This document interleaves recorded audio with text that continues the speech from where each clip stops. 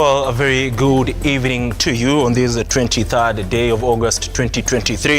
It is exactly 9 p.m. and thank you, or many thanks for joining us on the Insight tonight.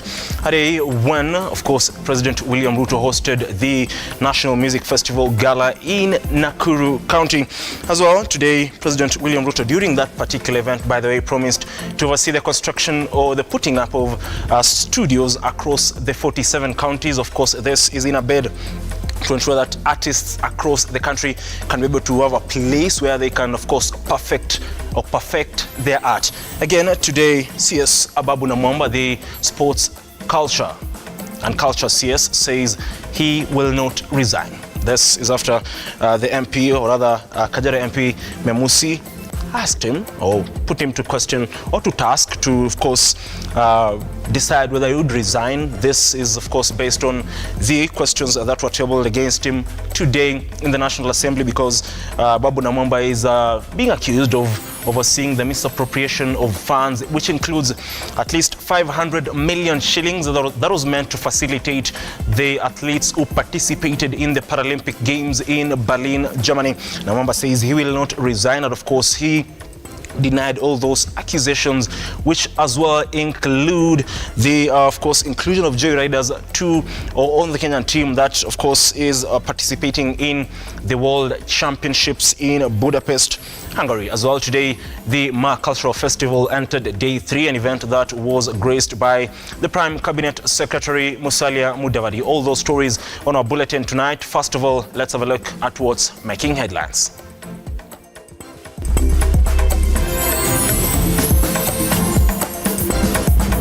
Tonight on The Insight, ODM Deputy Party Leader Wycliffe Oparanya and his 2 wives arrested and questioned by EACC over graft claims. Are you willing to resign based on these issues that have been raised on this floor? No sufficient ground that would cause my resignation. Sports CS ABABU Namwamba on the hot seat over mismanagement of the sports docket. And Muranga Governor Irungu Kangata reshuffles cabinet and fires medical officials in the county. Thank you very much and welcome. I am Ian Keitani, and remember you can watch this particular bulletin across all our social media platforms at Lookuptv on Instagram, Twitter, Facebook and YouTube. We kickstart this bulletin with matters arrest, and of course former Kakamega Governor Wycliffe Oparanya was today arrested and questioned at EACC offices alongside his 2 wives over graft claims amounting to at least 1.3 billion shillings for the period he served in office. Oparanya has dismissed the claims, with Azimio allied leaders calling it a political witch hunt. Stanley Lugaria now reports. EACC's law on Monday took it up with former Kakamega Governor Wycliffe Oparanya and his wives Catherine and Priscilla after they were arrested at their Kakamega home and transferred to Integrity Center, Nairobi by the detectives. I have been in the county for 10 years. No EACC came to my office, even one day. And I have been away one year since I left governorship. Nobody came my way on any investigation. I was Minister for Planning. Nobody came to my office for any investigation. So I would wonder why, when I have retired, that someone is coming to ask me about 2013, 2014. Oparanya and his 2 wives spent over 7 hours at the EACC Center on allegations of corruption and economic crimes, leading to about 1.3 billion shillings. Lawyers representing Oparanya and other ODM leaders arrived at the EACC to demonstrate their frustration and solidarity. Nimekuja huku niingie niweze kusikiza yale ambayo wanataka kumuuliza na niweze kumpatia haki zake wakati ambapo anadadisiwa. Asasi ya EACC ambayo ni asasi imeundwa na katiba ya Kenya imekiuka katiba na inajifanya kwamba wao wana sheria yao walioitunga. Why would they be denied access to Honorable Oparanya? And we know that this is all political machinations and trying to intimidate people. As you know, even last time when the president was in Western Kenya, because the people of Western Kenya are asking tough questions about this government. They are basically turning the country into a police state. They are taking the country back to the dark old days of dictatorship. that at this time and age, with our new constitution that is celebrated all over the world, we will still see people behaving this way. Of course, with Pastor Oginde, we thought that this place would be better. We didn't see Archbishop Wabukara allowing EACC to behave this way.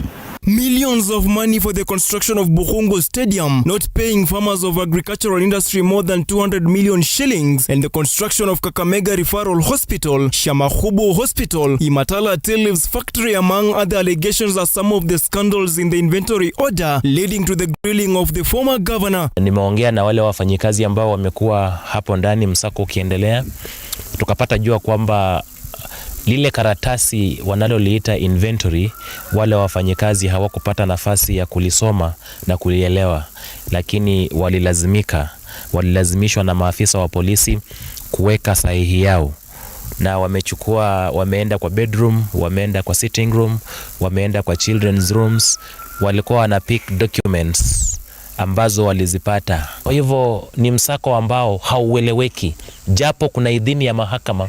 Ni msako ambao umefanyika na kutekelezwa kinyume na sheria na kinyume na yale maagizo ambayo mahakama ilipeana. Oparanya is accused of conniving with other county officials who have also since been arrested and grilled in regard to the county contractual and tendering processes. I have just been hearing that they have been interviewing some contractors. Yeah, but I have not had time to sit with those contractors. And since furthermore I have left the county, I'm not privy to any information about the county. I cannot access any document of the county because I'm no longer an employee of the county. Detectives at Oparanya's home in Butere found more than 38 land title deeds, county vehicle registration numbers, 2 computers, 18 county land deeds, contract documents and names of contractors, and a shotgun among other items. Order, yes, which we served to the persons that we found inside. Yes. We've conducted the search peacefully, we've finalized, and we are going. We've given them the order, we've given them the inventory, and everything is done well above board. Stanley Lugaria, Lookuptv.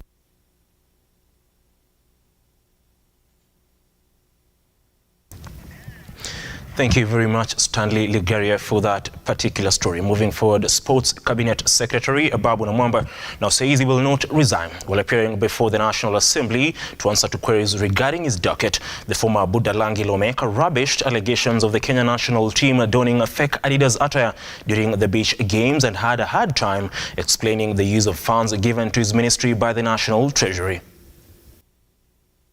Sports CS ABABU Namwamba found himself in familiar yet hostile territory in the National Assembly after both the majority and minority leaders slammed him over his letter to the House in regards to sentiments made by some legislators regarding his docket. It seems, Honorable Speaker, that the minister is alluding that he is okay to appear before the committees, relevant committees, but he has a problem with being oversighted by plenary.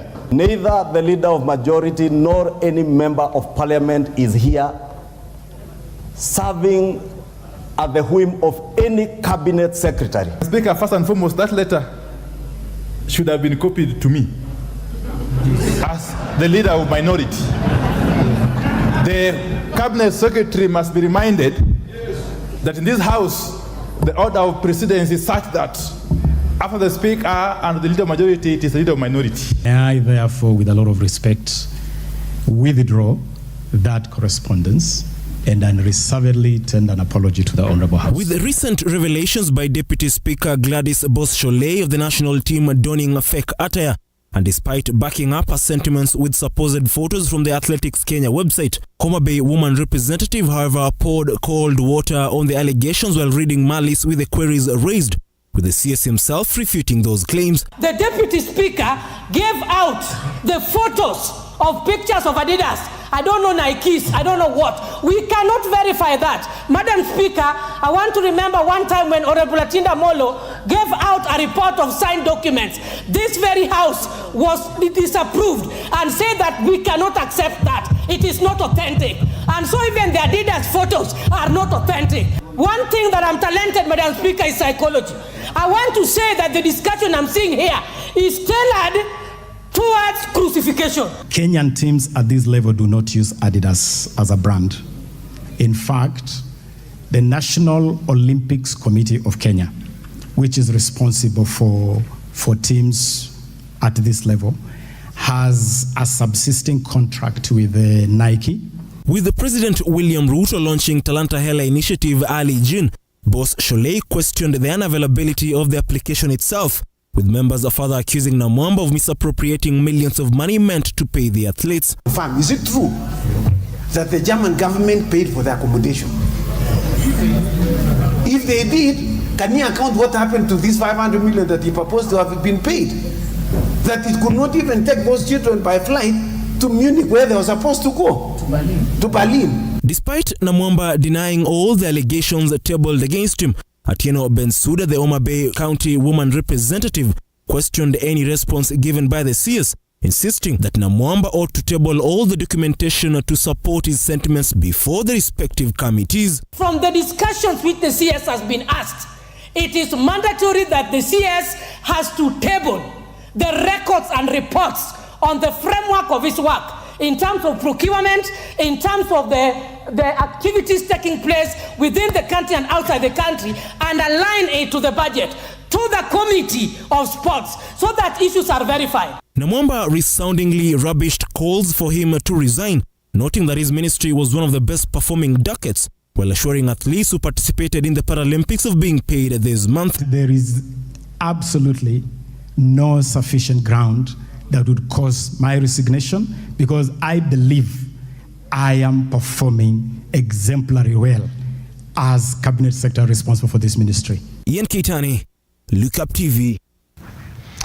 Now, Murang'a Governor Irungu Kang'ata has dismissed all medical officials in the county to allow new recruitment. The medical officers at the Murang'a District Hospital, Maragwe Hospital, Kirwara, Muriranjas and Kangema have until the 7th of September to surrender their positions. Amina Abdirahman with more. In radical changes made in Murang'a County, Governor Irungu Kang'ata has stated that his government is committed to serving county residents better. Addressing the media from his office, he dismissed all county medical superintendent pending an internal suitability exercise, a move aimed at restructuring the health sector. In the health sector, the county has decided that the future deployment of medical superintendents will have to undergo a suitability test conducted internally by a committee in consultation with the county's secretary and the CEC in charge of health. To implement these changes, all medical superintendents in our level 4 and level 5 hospitals are hereby directed to step down from 7th of September 2023. Kang'ata further stated that the county will advertise the position for interested candidates to apply.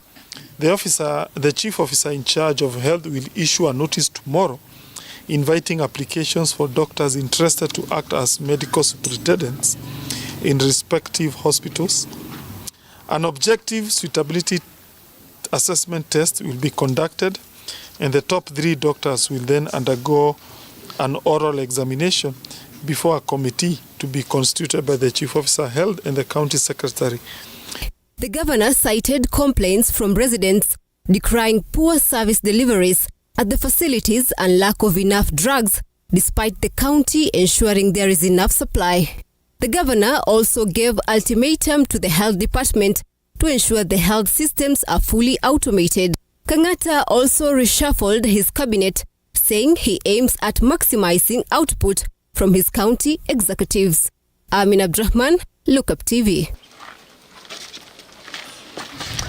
Now, President William Ruto has said he will hold talks with the TikTok CEO Sho Zishu over the moderation of explicit content on the application. Speaking in Nakuru at the 95th Kenya Music Festival Winners State Concert, Ruto further promised the construction of professional studios in every county, noting that the government is committed to providing opportunities for artists of all ages, including those in primary and secondary schools, to, of course, nurture their talents.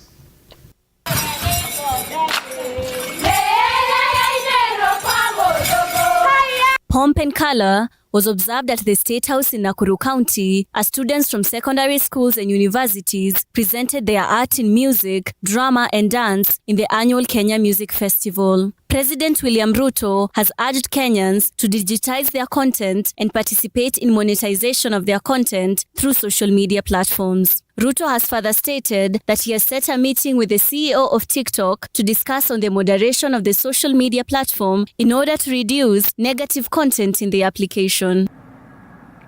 I am happy again to report that Twitter has also agreed, among the first countries in Kenya, to also monetize our content. Tomorrow morning, I will be speaking to the global CEO of TikTok. I know we've had a conversation as a country around TikTok and some of the challenges that are in that space. And like we have moderation capacities of the other platforms, YouTube and Twitter, tomorrow morning we are having that conversation with the global CEO of TikTok so that we can agree on a mechanism to moderate content in their space so that we can reduce the content that is negative and leverage on the monetization that is benefiting a lot more people.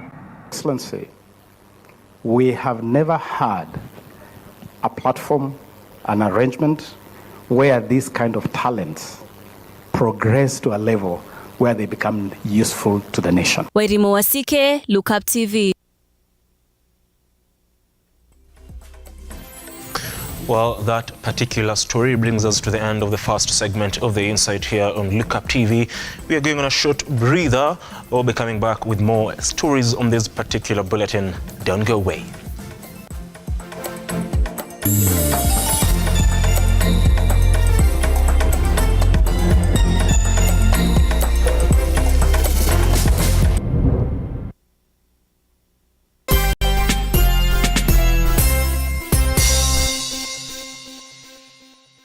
Realize your home ownership dream by investing in Brookvale Tuala, a magnificent prime residential property located in Ongata Rongai. Brookvale Tuala by Safaricom Investment Cooperative overlooks the majestic Ngong Hills and lies only 24 kilometers from Nairobi CBD. The project boasts of well-serviced plots with a perimeter wall, graded roads and a borehole. 50 by 100 plots are going for 1.4 million shillings with a flexible payment plan of up to 6 months. To book your plot, call 0729 121212 today. Safaricom Investment Cooperative, the investment partner of choice.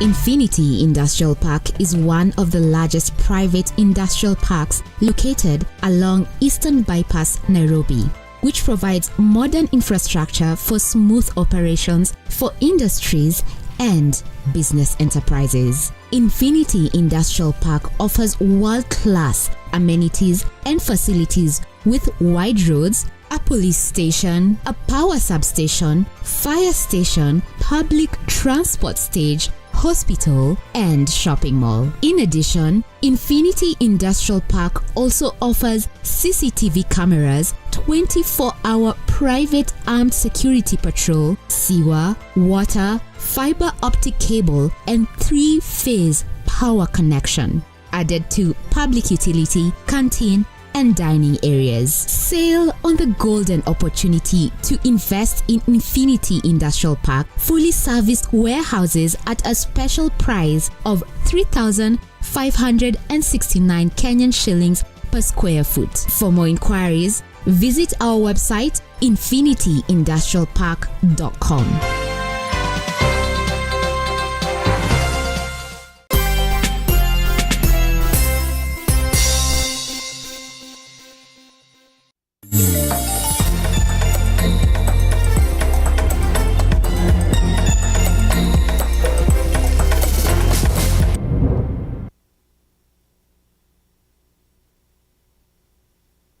for staying with us. Moving forward, Prime Cabinet Secretary Musalia Mudavadi has today graced the Ma Cultural Festival in Masai Mara, Narok County. Mudavadi interacted with the leaders and the community before speaking on the significance of culture as a unifying force in the country. Let's take a look at that particular story.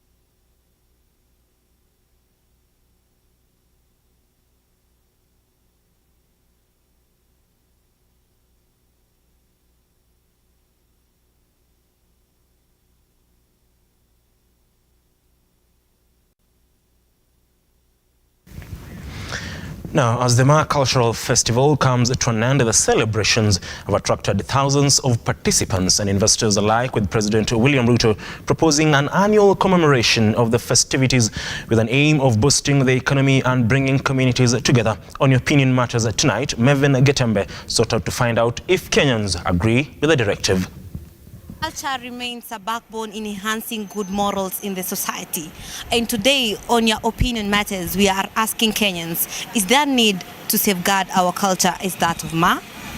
For me, I can say that ni fiti sana to maintain our culture, because we can see that the foreign culture, it is coming and raiding us, because you'll find that now people are just changing the way of living. People are changing the way they desire their things. Let's say like God's agenda is to man to marry a woman, but you find like our culture does not support that. But now there is inversion of this Western culture, which it is allowing me.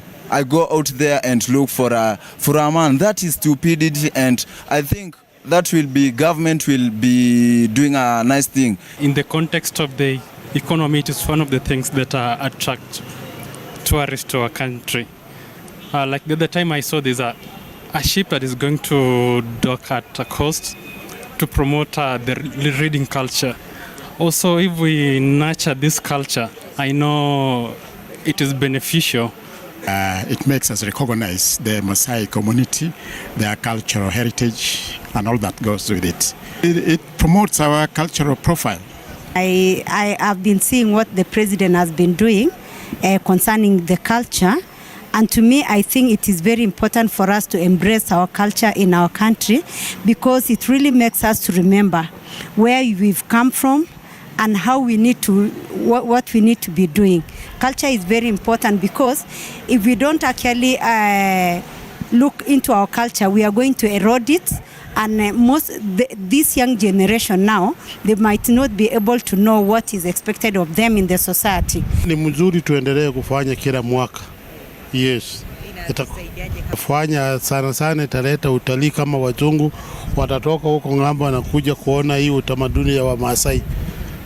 The President of the Republic of Kenya earlier on graced an event in Kajiado of the Ma community. Now, Western culture stands to be a barrier of eroding good morals in the society.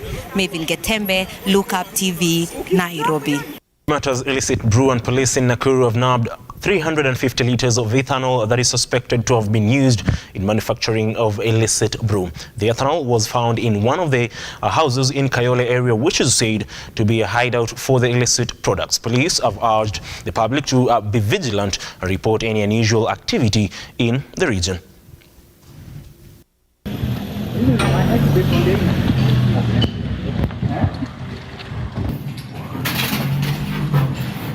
Na tunashukuru wananchi ambao walitoa hii habari. Zaidi ya hayo, tunataka kuwaomba wananchi muendelee kutusaidia na habari. Sisi tunawapromise kwamba habari yenu tutaichukua confidentiality na haitatoka kwetu. Hii pombe ni sumu. Tunataka kuwaonya wote, kama wewe ni mtu wa pombe, tafadhali kunywa pombe ambayo unaielewa. hii ni sumu, hii ndio inafanya watu wapoteze macho, na sisi kama kitengo cha usalama katika Naivasha tumejitolea mwanga kupigana nayo. Kama wewe biashara yako ni hii, tunakuomba utafute biashara nyingine. So today we are destroying 300 because there are 14 of 25 liters. It is over 300 liters of pure ethanol. Na ni sumu ambayo watu this is for industrial use, lakini watu wakichukua wanatengeza pombe nayo. So asanteni sana. Tunataka kuwashukuru kwa sababu ya support yenu wananchi. Na hizi ni lita 350, na hii inaweza tengeneza pombe nyingi sana kwa sababu is pure ethanol na iko concentrated. Sasa wakianza kuchanganya na watengeneza kwa vile vichupa, kwa sababu chupa moja inachukua kama 250 ml, hii inaweza tengeneza vichupa vingi sana vya pombe. Lakini lita moja kwao, kwa sababu wao wanachanganya, inaweza tengeneza hata cartons kama 6-7 ya hii pombe ambayo ni chafu. Tomatoes agriculture, and over 1,000 people are set to be employed after Granite International Farm opened 400 acres of land for avocado farming in Naivasha, Nakuru County. The Evergreen Avocado Project was launched today, courtesy of a partnership between Kenya and the Israeli government, where Israel promised to partner with the country in increasing acreage under the produce and latest technology. Granite International, a 400-acre farm located in the BB area, Naivasha sub-county, is where residents have invested their hope in, with the farmer expected to provide close to 1,000 job opportunities to boost avocado farming. This comes courtesy of an investor from the Israel, with the government of Kenya to provide job opportunities to residents to earn a decent living. The most important thing is that we can bring a change. We can bring new technologies. We can bring experience of 70 years of avocado throughout the value chain. We can bring new channels to the market through all the world that we already have. And this is what we are doing here. During the official opening of the farm, the government of Israel has promised the smooth succession of the project. Kiora Merom, who is the executive director of the farm, has admitted that the cost of production of avocado farm is high in Kenya compared to their competitors in Peru, Chile and Spain. We do in different other areas, in technology, in medicine, in cyber, and with this new, or maybe not already so new, government in Kenya, we take off very quickly and very fast. The CEO noted that the main challenge currently is bad road network, as there are difficulties in transporting the products. We really want to ask all the partners around that this is the place actually to make investment. We can see with what Granite have been able to do for the last 1 year, and the prospects are so high in terms of increasing the acreages and avocado. That way we're going to build our economy, we're going to increase job opportunities for our youth. Faith Bonareri, Lookuptv. Now, over 1,000 needy families in Turkana have a reason to smile after the Visa Oshwal community donated foodstuff and bedding worth 2 million shillings. The community has further called on the government and well-wishers to extend a helping hand in regions adversely affected by climate change. This and more stories in our county roundup. The Visa Oshwal organization, in collaboration with other stakeholders, have asked the government and social organizations to intervene and find a permanent solution to food shortage in Turkana County. Speaking during a donation exercise in Nakuru where they fed the needy families, the organization noted that it's time for concerted efforts to combat climatic changes. So we feel that they need a lot of help. And it would be nice if certain NGOs and social organizations like us could come and also serve certain communities in Turkana. Elsewhere, Kupet and Nat Teachers Association in Samburu County are calling on the government to speed up investigations after the cruel murder of their colleague who was a teacher in Baragoi School. The Teachers Association blamed the murder on poor security in the region despite KDF officers patrolling the area. We have lost a colleague, a very resourceful person, a hard-working teacher, whose parents and community have invested a lot in him, only to be killed in cold blood. Kenya, Samburu, his immediate very young family, relatives, friends, and teaching fraternity have lost a resource of immeasurable proportion.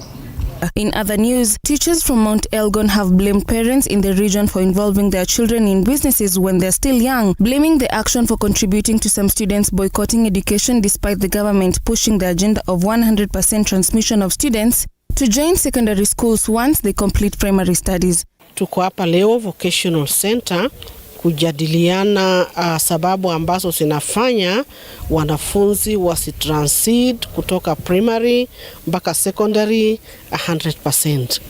Kuna challenges kadha wa kadha. Challenge kubwa sana ni parenting.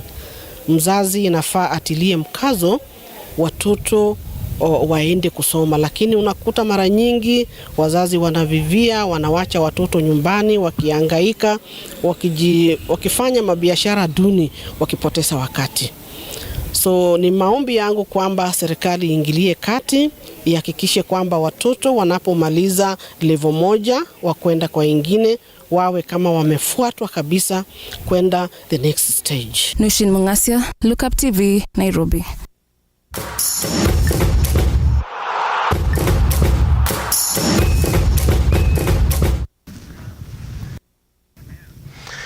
Now, Ruto Sports Club will host inaugural Institute of Public Finance Golf Tournament this weekend with over 250 top amateur golfers across the country expected to grace the event. Among the big names expected to battle for the top honors include Jefferson Kariuki, Ruth G. Kamau, Shege Kariuki and Dr. Al Laibuta, who have been impeccable in the previous tournaments held at the 18-hole course. Jesse Ndegwa Ruto Club, the Ruto Club captain, said they were excited to host the tournament's first edition with expectations of a very tough competition.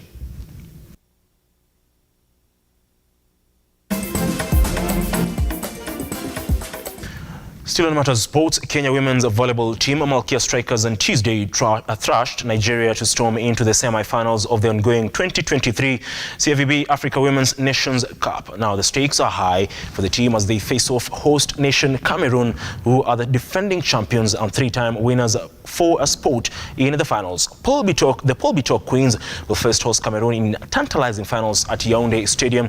The championship is a part of the qualifying for the 2024 Olympic Games in Paris, France next year.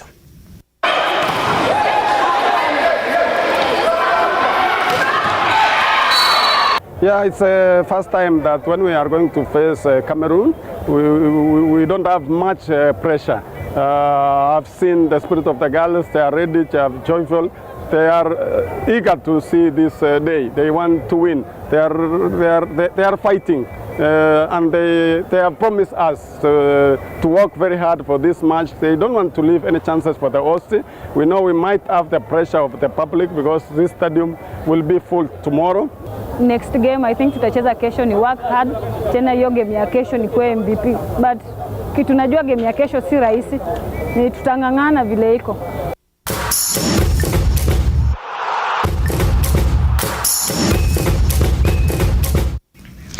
That's all the sporting action that we had for you tonight. And remember, the World Athletic Championships continues tonight.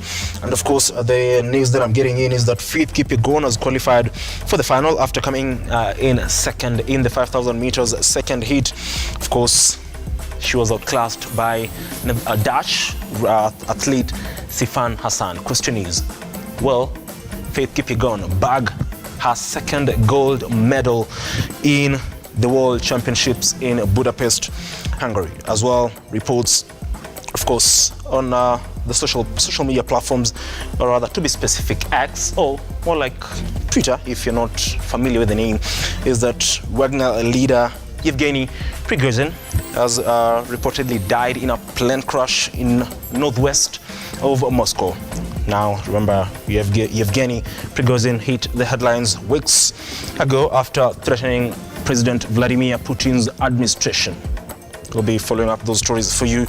Do join us tomorrow for subsequent, of course, report on that particular story and whether Kenya will bag its second gold medal tonight, because the 1500 meters men's final is scheduled to take place today at exactly, I believe, 10:15.